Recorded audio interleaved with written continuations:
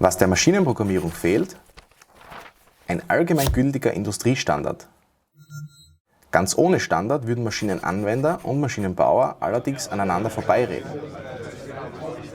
Also gibt einer von ihnen seinen Standard vor. Dieser muss allen Beteiligten dann in unzähligen Schulungen vermittelt werden.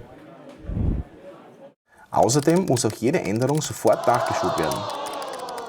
Für ein größeres Projekt ist das kaum umsetzbar. Deshalb werden Entwicklungsstände oft eingefroren und die Innovationskraft gleich mit.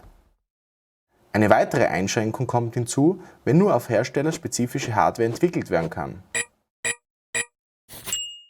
Das alles müsste nicht sein, würde sich die gesamte Industrie auf einen einheitlichen Standard verständigen.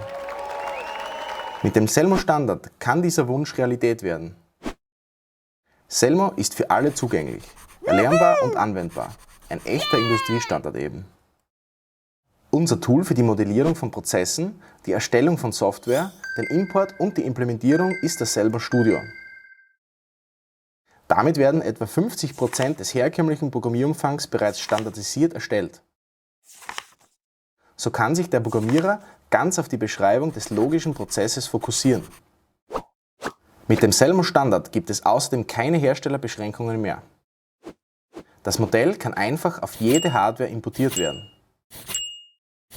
Für Ihre Maschine ist Selmo wie eine Versicherung gegen ungeplante Stillstände. Jede Abweichung wird in Echtzeit erkannt. Wird kein Fehler angezeigt, ist die Maschine, anders als bei der herkömmlichen Programmierung, tatsächlich fehlerfrei. Sie fragen sich, welches Risiko Sie mit Selmo eingehen? Fragen Sie sich besser, welches Risiko Sie eingehen, wenn Ihnen Ihre Programme keine vollständige Kontrolle über Ihre Maschinen garantieren. Starten Sie deshalb jetzt in eine risikofreie Zukunft. Wir kennen jeden Schritt des Weges und begleiten Sie vom Problem bis zur Lösung. Die Lösung ist Software that never lets you down.